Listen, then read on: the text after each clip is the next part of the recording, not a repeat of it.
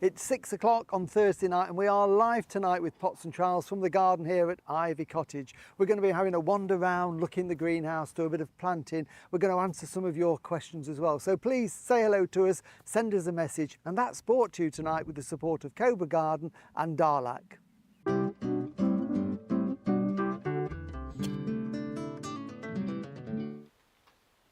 Hello and welcome to Pots and Trowels, and you're joining us tonight live from Ivy Cottage here in Lincolnshire. It's a bit of a cool night tonight. We're hoping for some sunshine, but we haven't got it, so it's overcast. A bit of a northeasterly wind, I think, bringing a bit of cool air off the North Sea, but never mind, it's dry and we're in the garden. So we're going to be with you for a while. We're going to be having a look around the garden, and don't forget, if you're watching us for the first time, you can always subscribe on YouTube, because we put videos out on a weekly basis, and we've been doing it now for almost 4 years. So sometimes we're out and about visiting other people, or we're doing things in the garden, and we've got lots of projects to be doing here at Ivy Cottage over the summer and through the autumn, because we're new here. We only moved here 6-7 months ago, so lots of things to be getting on with here. So please subscribe, please follow us, and if you've got any messages you want to send us tonight, then you can do, because we're going to answer some questions a little bit later on. But if you've got a question you want to ask, we can squeeze that in, I'm sure, and we'll give you a shout out as well.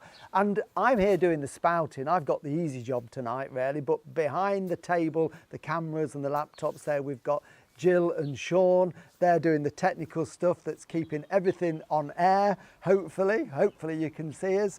So please do, send us your messages, let us know that you're watching, and we'll say hello to you and hopefully give you some gardening advice.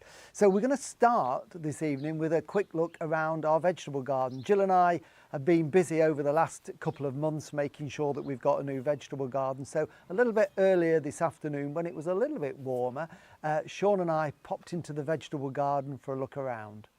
Well, welcome to our new garden, and this is the veg garden. You may have seen this. If you watch Pots and Trowels on a regular basis, you'll have seen the progress of the garden. If you're new tonight, then welcome, and please subscribe to our channel. We'd love you to watch us in the future. But this was just a bare piece of ground. There was a huge tree in the corner. You can see the stump there covered in ivy. It was a big ash tree. It was diseased, it was hollow, so it had to come down for safety reasons. And this is where we decided to make the vegetable garden, because it suddenly opened up to the light. It was a really dark, shady area. Unfortunately, the ground is full of roots and there's quite a lot of rubble. There was, I think at one point here, there's been a hard standing, so it was quite difficult to go down. So hence the reason Jill and I have been busy through the spring creating our raised beds from railway sleepers. We've got 4 in here. We wanted it to be a little bit ornamental at the same time. So we've done 4, and we're going to work on a rotation system, a 3-bed rotation system. So this bed here will be roots, so potatoes, parsnips, carrots. We've got the potatoes here. These are some earlies, another row coming through here. This is going to be parsnips, and they're not through yet, but they will be. They're a bit late going in. Carrots are coming through, beetroot. So that's the root crop. Over there we've got the legumes and the onions. We've still got the leeks to plant in there, and then we've got the brassicas on the bed at the back of me there, cabbages, cauliflower, broccoli, kale, all of those lovely winter veg are going in there with a net on them to keep the pigeons off as well, because they are a real problem in the garden here. So we've put the net over there, and then this bed is going to be our asparagus bed long term. So we've already planted 10 asparagus, and as you can see here, they're already starting to shoot up. These have only been in about less than 3 weeks. We were quite late planting this year because of having to build the bed, so they're growing well. I've also got some courgettes in there to fill the gap, and salads, but the plan is long term to plant more asparagus in here, because Jill and I both love asparagus. She does some wonderful dishes with it. But these 3 beds here will rotate, so it will be 3 years before the potatoes get back to this, and that's going to help us with disease prevention and that type of thing. And then around the edge, Sean can get around the tree. This is the apple tree we potted. This is not an apple tree, sorry, it's a pear tree. We potted this a few weeks ago on Pots and Trowels. I've had it in a small pot for years and years. It was really pot bound, so we've put it into this bigger pot here, and it's already making nice growth. And look, we've got pears on it as well, so we should get a small crop of pears off it this year. So that's going to be our centerpiece. And then we're trying to keep it very informal, really. Around the edge here we've got a mixture of fruit, So I've got a couple of stepovers, another apple tree that I'm going to prune to a shape, and then a few sweet peas, rhubarb, cut flowers, a mixture of all sorts. I'm trying to create that cottage garden feel, and of course it looks very empty at the minute, but by the end of the summer, when everything's growing and the flowers are growing, it will look fine. And then we wander around here as well, past our little makeshift. This is really simple to do. If you want to keep the brassicas clean so that the butterflies and the pigeons can't get onto them, then these are just 4-foot bamboo canes pushed into the ground with a small plant pot on the top. You could use yogurt pots, anything, and then we've draped over this butterfly net, so it means the butterflies can't get on, the pigeons can't get to them, so they will grow without any damage at all on them. So really easy to do. And then down here we've got the broad beans. I'm growing them this year. Instead of bamboo canes, I managed to get some of these lovely hazel sticks, which should last for quite a few years. And I just think they look really natural and fit in with the theme we're trying to create here. So they're going to wrap around there, and that make a lovely wigwam of runner beans through the summer. And then just a little collection of fruit in this bed here. So we've got a cordon red currant here. So this is one that I've just trained up a stem. I will shorten these back later in the summer. So what it will do when it's established is make a column of growth and have the red currants on. And there's just a few on there, but it's a young plant. So in the next year or two, it will get more. A little dwarf raspberry there. We've got a gooseberry here, a lovely red one, Hinamaki red, which is a really sweet one. And then black currant there, which has got some fruit on. It's one I've already been growing in a pot, and just a short row of autumn fruiting raspberries. So we'll get the crop off those in this first year as well. And strawberries. I've got this raised bed here. So this little bed here that has got a cover that will go over it. So that will produce a little crop of strawberries on there. It's got a veggie pod, that is, and they're really good for salads and veg in these veggie pods when the lid's on there. And the all-important compost heap came with us from North Yorkshire. And I've been filling this with rubbish out the garden as we've been pruning, clearing the beds. It's all been going through the shredder, chopping it up, mixing it with grass cuttings, and I can actually feel the heat through this. It's not a pretty thing, and it's a pity we've not got smelly vision, because I can actually smell this. It smells a bit ripe. It's the grass in there, but I hope you're not going to steam up, Sean, when we open this up, because I'm expecting this to be quite warm. So here we go, 1, 2, 3. Ah, look at that.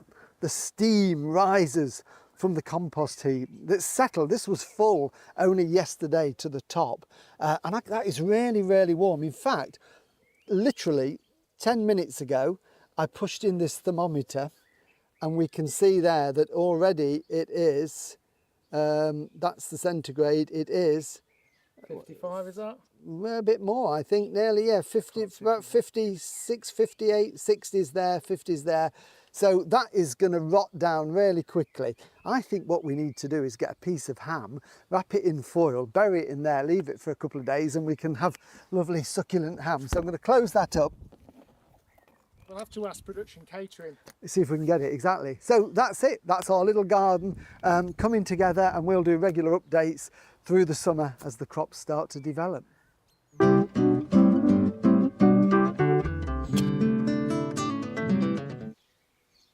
Well, we'll be giving you updates on the veg plot and showing you how it progresses later on in the summer. And the compost should hopefully be ready to take out the compost bin by the end of the summer, so we can spread that on the garden, and then we'll be able to fill it with all the autumn leaves and all the autumn vegetable waste, so that we can make more compost that we're ready by next spring. So the theory is we'll get sort of 2 loads or 2 crops of compost out of the bin each year. So what we're going to do now is we're going to answer some of the questions that have been sent in to us on YouTube and on Facebook. Jerry and Ali have sent us a few questions in. They're new to gardening, so we've got a couple for them to answer. And the first one is, when is the best time to water plants? In particular, tomatoes, beetroot and courgettes. Ali tends to water in the evening. Jerry fluctuates between morning and evening what do they prefer, and also how much should you give them when you water them? Well, you can water both morning and evening, so they're really good times. What we try to avoid is watering through the middle of the day, especially when the sun's shining. If it's cool and overcast, it's not a problem, but normally in the summer we'd say do it nice and early in the morning, and then we do it, or otherwise we do it sort of late evening. I like to water in the evening in one respect, because it means that, especially if you're watering outside, the plants get charged up with water overnight and they then stand well over the next day. But you mentioned tomatoes. I always try to water my tomatoes in the morning for the simple reason tomatoes don't like to be wet overnight. So if you splash the foliage, then it can lead to fungal infections on the leaf. So I tend to do my tomatoes in the morning, but everything else you can do morning or evening. And as for how much to give them, well, it depends how much they need. There's no set rule. You've got to get to know your plants. If you're growing tomatoes, for example, in pots, you can sometimes feel the way to the pot. If the compost looks dry or feels dry when you push your finger in, give them a drink. But what you don't want to do is overwater them. They don't want to be in wet, soggy conditions. So water as and when they need it. And the aim is to try and keep the compost as moist as you can at all times without being soaking wet through. Another one from Jerry and Ali is about courgettes, tomato and beetroot that they're growing, and they're growing them in wooden planters with holes in the bottom for drainage, and they want to know whether they should be positioned in direct sun or partial shade. Well, certainly the courgettes and the tomatoes are better in full sun. They need the warmth of the sun. They grow so much better in sunny weather, so I would put those in the sun. As for the beetroot, well, beetroot's quite versatile in that respect. It will grow in partial shade or full sun. So if you've got more than one planter and you can put one in part shade, that's fine. Otherwise, they will all be good in the full sun. Trudy Webster has sent a question in saying, "Hi Martin, I've planted my sweet peas in a large pot in a tripod shape with manure and good peat-free compost 2 weeks ago. I fed them with tomato feed and they're growing lovely, but they're starting to get the typical beige mark leaves at the bottom of the plant. How can I avoid that happening?" Well, I think you've done everything right. You know, it sounds like it's good compost. You've given them the manure that's going to hold the moisture and the nutrients in there, and they're growing.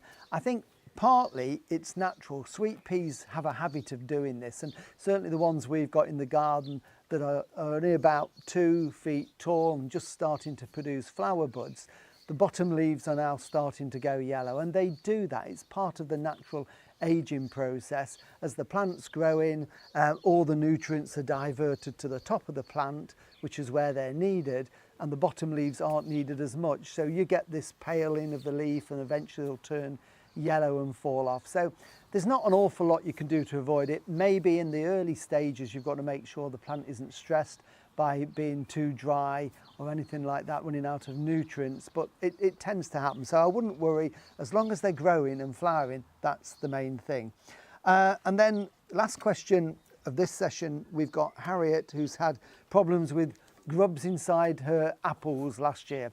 All the apples on the tree have got these little maggoty grubs in there, and she wants to know what they are and how she can avoid it next year. Well, you've got codling moth grubs, and this is a little moth that flies around at this time of the year, and this is really quite a timely question because now is the time to do something about it. The moths are flying around, they're looking for the small apples as they develop on the tree, and the same moth also affects pear trees as well.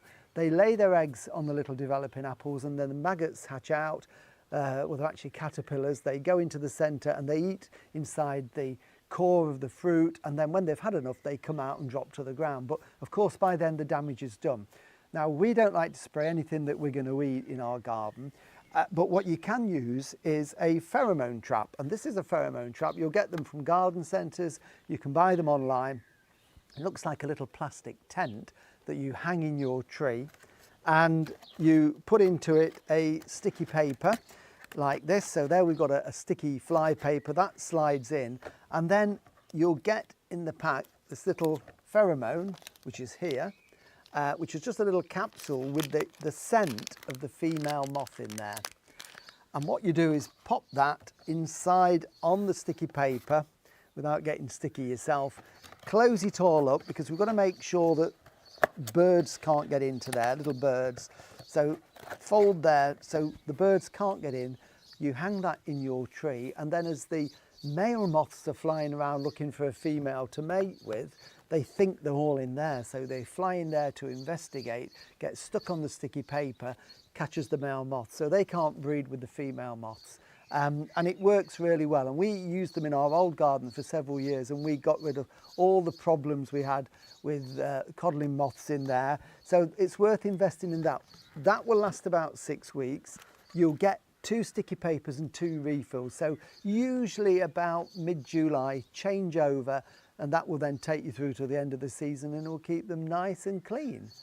So I'm going to walk now through to the garden, and what we're going to do is we're going to put these in the tree, and we've also got some herbs to plant. So what we've done in the garden here, we haven't got room to plant a traditional orchard, we just haven't got the space to do it, but I wanted to include quite a few trees. So we've got 15 mixed apples and pear trees growing here, and I'm going to grow them as what we call a cordon. This is a vertical cordon. Normally cordons are at 45 degrees, but this is another way of growing them. It's a very simple way. They will be grown basically as a column. These were only planted a matter of 3 or 4 weeks ago, quite late in the season to be fair. And these were bare root, but we kept them nice and cool. They'd been in a cold store while we got the ground prepared. And once the ground was prepared, which I'll tell you about in a second or two, then we can then make sure that these will come into leaf now. As you can see, they're just starting to come into leaf. So they're going to be absolutely fine. And what you need to do with your pheromone trap when you've made it up is just either hang it in the tree, and one of these will protect several trees. This one will protect all of these, and it will protect sort of an average sized garden. So if you've got 3 or 4 trees dotted around the garden, one pheromone trap will do the job for you. So back to the herb garden. We've created our fruit walk, which is going to fill out, and then we'll show you how we prune those later on in the year. We've got a bed in front of it, and we wanted to plant something in it related to the vegetable garden. So we decided on putting herbs in there. So as you can see, we've already started to fill it with a mixture of different herbs, some culinary, some more ornamental like the lavender, but they've all got that sort of veg garden feel to it. Now, the bed that they're in, the soil is absolutely rubbish. This was grass here. When we took the grass off, 2 or 3 inches down, we hit concrete, rubble, bricks, old tarmac. And I think in a past life, this was probably a hard standing because it's the same under the rest of the vegetable garden. So Jill bought me a new hammer, a new pickaxe for this, not a hammer, it was a pickaxe. Nice little early Christmas present. And I spent 2 days getting it sorted out. And as you can see, it's still quite stony in there and very well drained, but that's ideal for herbs because they will grow in quite poor soil. But what I have done just to improve it is I've already spread some of this. This is plant grow mulch, which is a byproduct of anaerobic digesters, which are used to make energy, electricity. And this is what comes out of it. It's maize and rye that's been in there as the anaerobic digester works. Brilliant as a mulch, but also as a soil conditioner. So we've spread that around, already worked some in, and then we can plant in. What that will do is just give them a bit of a head start. So it's literally digging out the hole. As you can see, it's quite stony soil in there, but once they get their roots down, they will be absolutely fine. This is here a little oregano here, which will grow about a foot tall and have lovely pink flowers later on in the summer. Great for attracting bees and pollinators into the garden. So I'm just going to pop that into the hole so it's at the level with the soil, backfill it round with some of the soil there, and then of course the all important, we need to firm it in. I like to use my foot, you can use your hands, but this needs to be firm in the soil, and then just finish off. Make sure we want to leave it nice and neat and tidy. And there's a few more to plant, but we'll plant those later because you don't want to be watching me plant half a dozen herbs. And what we need to do, even though these will naturally grow in quite dry conditions when they're established, we need to get the roots out into the soil. So I'm going to give them a water in, and I'm going to make sure the water goes all the way round it. And the idea of this is it's not just a sprinkle. I'm giving them a good soak in. because we want the water to soak down right the way through the root ball and below to the soil below. And you can see that that is just going in like a sponge. So that water is now draining right the way down. And what will happen is I won't water that again now for maybe 3-4 days, even a week. And what it will mean is the roots will then grow down in search of water. And that's almost training the roots to search for water. If you were to water that every day for the next 2 weeks, the roots haven't got to search. They know that water's there all the time for them. So make them work a little bit for it. So, but if you think it's wilting, give it a drink, but otherwise let it work and find that moisture. One more question from Jerry and Ali is on beetroot. And they've bought some beetroot plants and they want to know how to plant them, but also how far apart to plant them in the garden. Now Sean's just putting the camera on the tripod. He gets tired arms now. He's getting a bit old for carrying heavy cameras around. So I've grown beetroot this way, Jerry. I don't buy the plants, which you can buy in garden centres. The problem you can have with buying plants of beetroot and carrots is these are root vegetables that grow into the soil, and if the roots are damaged, sometimes you get a forked root on there. Beetroot do transplant better than carrots, having said that. If you're planting them in the garden, just take them out of the container nice and carefully and then make a hole with a little trowel, and you want to plant them so that they're at the same depth that they're growing in their little containers. That's really important. Don't plant them really any deeper. And I would space them about every 2 or 3 inches. You've got to allow just enough room for those beets to grow, the bulb there, the swollen root to fill out. So 2 to 3 inches gives them enough room to make a nice small beetroot. You don't want them too big. The other way of doing it, and something you might consider next year in your raised beds, is to just sow them directly in. And it's really good because you can do it little and often. These little seedlings here were only sown a couple of weeks ago, so they'll germinate really quickly at this time of the year, and there's no root disturbance. And once they get to this height, I need to thin them out. So again, they've got that couple of inches in between them so that the roots can grow. And then in another sort of 6 weeks time, we can enjoy those and we can be picking the beetroot. So really easy to do. Get them in, water them in, and you'll enjoy the beetroot later on in the year. Now, as well as growing in the vegetable garden, I love to grow in the greenhouse. I love my tomatoes and cucumbers and all the plants that we grow in there. So earlier, I took Sean in there to show him what I've been up to. Well, as you can see, this is the back garden, and the back garden is still very, very much work in progress. We've been concentrating on the front, which is where the vegetable garden is, and we're at the moment putting beds and shrubs in. So we will move into here. We've done quite a lot of clearing, believe it or not. We've taken lots of shrubs out, overgrown. We've raised the canopy of those conifers over there, and we're about ready to start setting it out for the beds. What happened to the Phocaea? Did it stay? Well, Sean, the Phocaea that we pruned, we did decide had to go in the end. So that was over there against the fence right at the other side, and it was just too big. So we thought we can't reduce it. So that has gone. We will plant another one somewhere and keep it under control. But what we're going to do now is just pop into the greenhouse. This is the greenhouse that we put up. Do excuse the building site here. Cement mixers, blocks. One of the jobs I'm doing is building a wall around the oil tank. So that's in a few weeks' time. We won't do a pots and trowels on that, but the greenhouse is only went up last autumn. It's going to have some proper paving put down, but these are just temporary. But it's a great working area for me, and already we're starting to get plants growing in here. So this is my bench where I start things off, and I always like my little ornamentals as well. So I've got some lovely pelargoniums on here and streptocarpus there. That's one of the Dibley's famous streptocarpus. So I've got my little ornamental plants in there, but then I'm starting lots of veg off in here.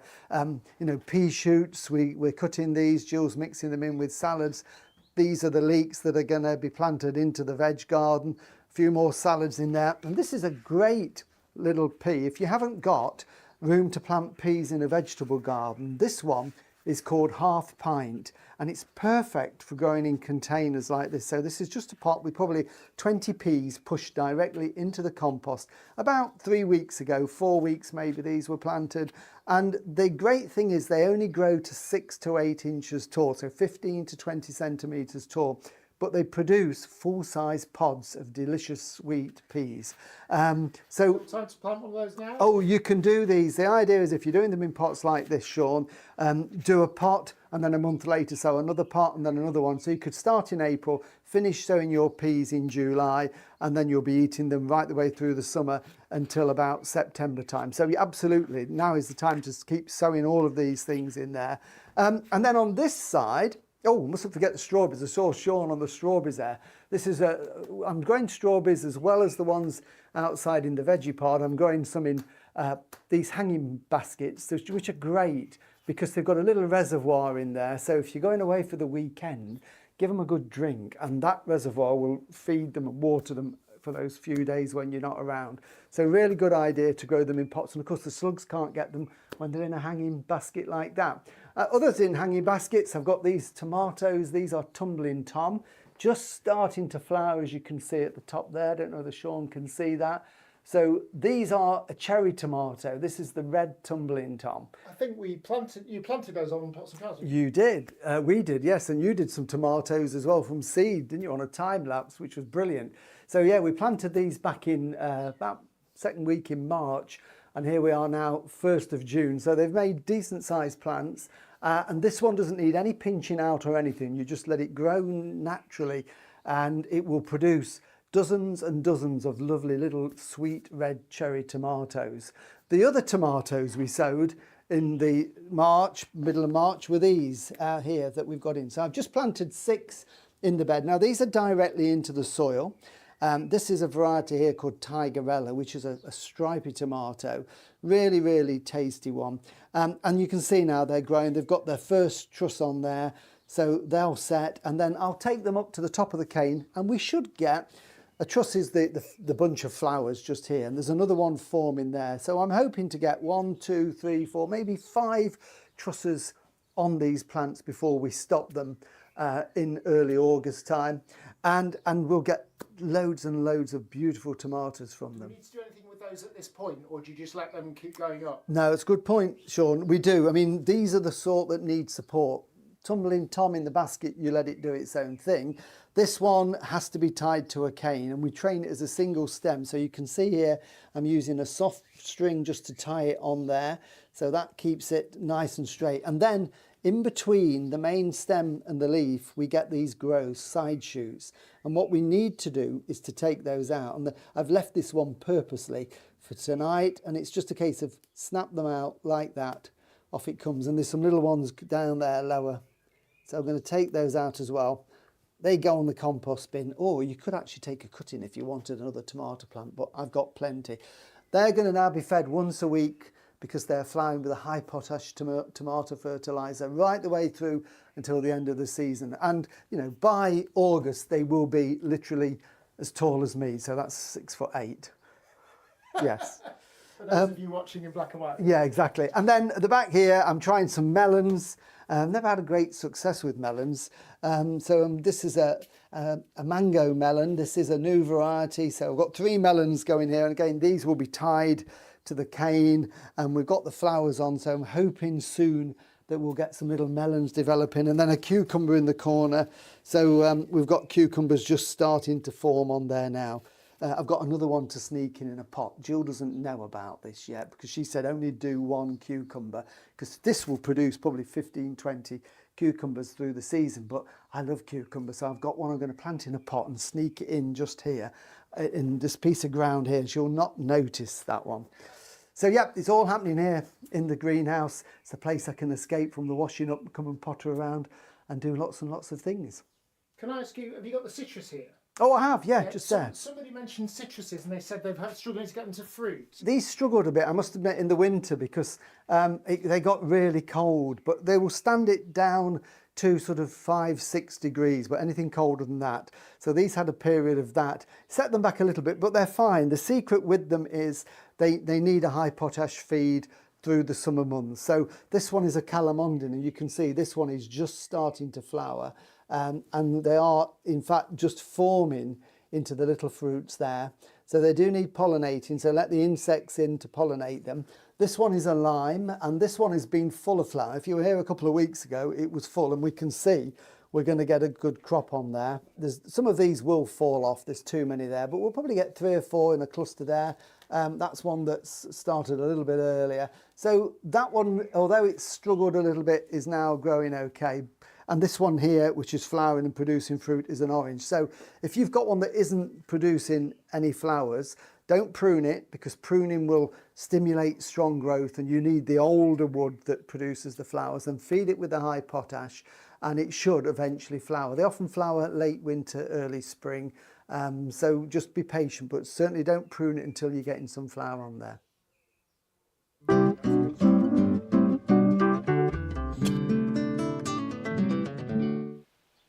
So there you go, that's what we've been up to in the greenhouse. And remember, don't mention the other cucumber to Jill if you see her, because shh, shh, shh. Right, oh, Jill's there. So a few more questions just to end this session with you tonight. So these have come in, I think, on Facebook probably earlier on. This is from Catherine Mays. Catherine's got a patch of striped grass which normally grows profusely in the garden. Last year she planted alliums within the large clump, thinking the vivid colour would enhance the paleness of the grass. Good idea. Unfortunately this year the striped grass is very poor, in fact hardly any at all. Would it be anything to do with the alliums? Well, I don't think it is at all, Catherine. I mean, most grasses are fairly tough, and there's certainly nothing in the allium that is going to affect the growth. And I've seen them, similar planting combinations like that, and it works really, really well. So it's a good idea. I think it's the grass that's the problem, and I think it's been caused by the weather last winter. We had a really cold winter, just those sudden cold spells that suddenly came, and it's done lots of damage to lots of plants. So I think it's either the cold that we had in December or January that's weakened it when it was still in growth, hadn't gone into its winter dormancy, or it's probably the fact that it's been wet at some point. And again, we had a wet end of winter into spring, was very wet indeed, and lots of plants struggled and the roots have rotted a little bit. So it doesn't sound like it's dead, but it sounds like it's struggling a little bit. So hopefully over this summer it will perk up a little bit more. Maybe just, you know, fork around it a little bit to make sure there's air down to the roots. If the ground is dry now, maybe give it a drink, because if the roots have been damaged by the wet or the cold, they're going to be struggling. So you're probably going to have to give it a little bit of TLC, a bit of light, weak dilute feed. Something like seaweed fertilizer is a good, almost a tonic to build it up, and hopefully it will bounce back, and then in the future you'll be able to get that wonderful combination of the stripy grass and the alliums. Chris Corduroy, message came in on YouTube. I have a lovely Brunner Jack Frost. Can I lift it and split it for more plants? And if so, when is the best time to do it? Well, Brunner is a really interesting plant, and Jack Frost is one of my favourites. It's a sort of woodlandy ground cover plant, likes a bit of shade ideally, spreads, and it's got a mottled leaf with these lovely blue flowers, forget-me-not blue sprays of flowers. Till about this time of the year, they're pretty much just about going over now, aren't they? And this is a Brunner, but this one isn't Jack Frost. This one here is Mr. Morse, which is the white flowered version of Jack Frost, and it's got exactly the same foliage on there. You can see here we've got this mottled leaf that looks like it's got frost on it, and these little white flowers that have almost gone. What we do with them in the garden is we snip the flowers off, and that just helps the foliage carry on looking good for the rest of the summer, so you get that ground cover. They do divide very well. This is a young plant that's going to be planted in our borders, and already this one, I'm looking into it and I'm thinking I could actually almost split that into 2 halves like that. You could see that almost makes 2 plants, but now isn't the time to do it. The time to do this would be in the dormant season. So you could either do it in the autumn when it's dying down, or early next spring, just as it's starting into growth, sort of late February, early March time. Lift the clump up and divide it, and if it's a big established clump, you can probably get 7 or 8 new plants out of that, and it will be perfect. So yep, that will work really, really well with your Brunner there. And we're having a few technical issues at the back there, folks. And the last question from Andrea. Everything's fine. I suspect something's not right. Andrea Bradley, one of our very faithful viewers, right from the very beginning, Andrea, and she comes to see us at the shows. So Andrea and David, hello. Andrea would like some recommendations for plants in a new bed which is predominantly south facing on clay, and it's quite windy too. I know this is a new garden, a new build you've moved to, so soil can sometimes be a problem anyway with builders' rubble, but taking that to one side, prepare the ground well, mix in some organic matter so that it opens the clay up a little bit, helps the drainage in there. And then really it's sky's the limit, because most things will grow perfectly well in clay, but they just sometimes take a little bit longer to establish because of that sort of sticky soil at certain times of the year. But I've just made a quick list of things that I've grown in heavy clay where we've lived in the past, and they've thrived. And this is just a few of many. You know, all the different berberis shrubs will be great in clay. Cistus, Philadelphus, which is just about to come into flower. Roses of the species and shrub roses will all grow in it. Hydrangeas are great in clay if you want trees. Crab apples love clay. You know, all the malus really do well in clay. Spireas, viburnum, the list goes on. And then perennials, things like brunnera will grow in it, echinacea, the herbaceous geraniums, rudbeckias, begonias, alchemilla mollis, all of those will grow. So pretty much anything will grow in there except for shade loving plants. So avoid anything that needs shade, but if it's a sun loving plant and you prepare the soil, it will grow really well. So good luck with that, and look forward to hearing an update on the border when you've planted it. And that's it, I think. We've got no more questions in. Can I just say one thing, Mark? Because we've had a few people just join us very last second here. Right. Show them around the greenhouse or the veg plot? Or again? We can do. We You what? didn't see it earlier? To have a quick wander in? I mean, either a wander in or just the video. Yeah, we could have a wander in. Do you want to have a quick wander in? Right, okay, yes. And of course, if you have had problems joining us, this is all going to go onto Facebook anyway. So as soon as we've finished, Sean's been recording it and he will post the whole video back on Facebook. So you'll be able to watch it from the start. So by, you know, give it half an hour after we finish, you can watch it from the beginning. But we will do this as a little bit of a bonus extra. So the vegetable garden is here. I feel like I've already done this once today already. This was when Jill and I moved here, the back end of last year, was just a little lawn here, and there was a huge ash tree, and you can probably see there that the stump, which is about 8 to 10 feet tall, unfortunately it had got ash dieback, and it was also rotten in the middle at the big branches, so it was unsafe, so we had to remove it. But it made this area now that we've got as a vegetable garden usable, because it was in shade for most of the day because of the tree.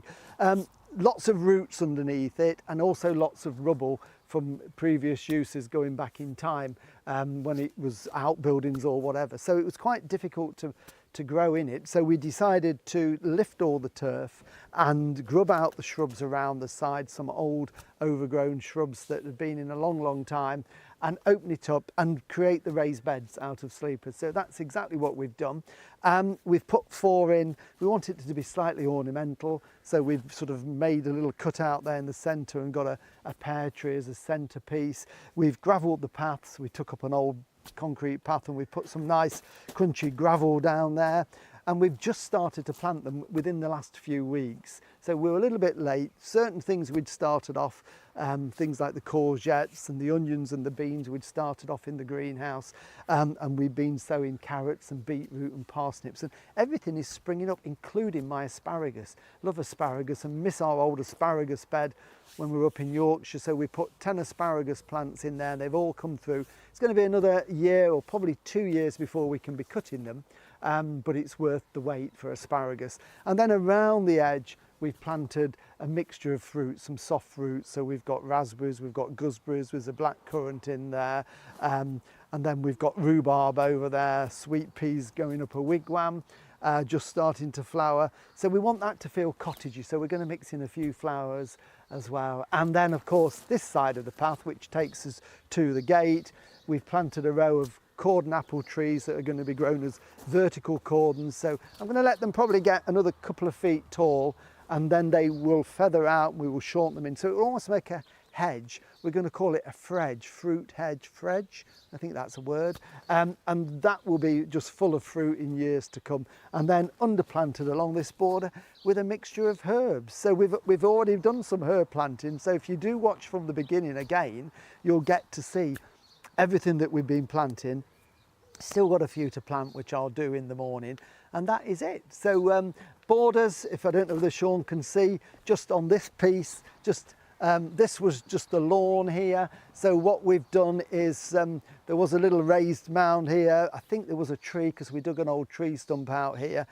So we've just made a little dry stone wall just to hold back the bank, and then we've created some borders around it, and we've planted a mixture of herbaceous perennials and shrubs and evergreens in there.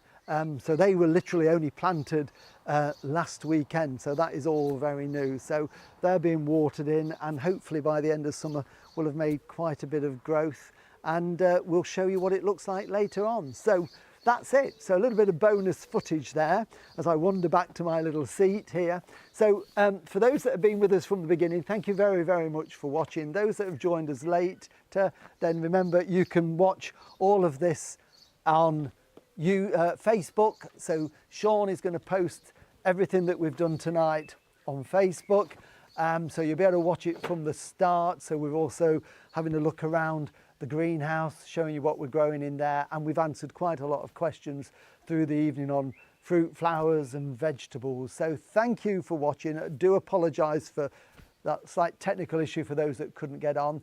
We will be back next week in the garden doing something.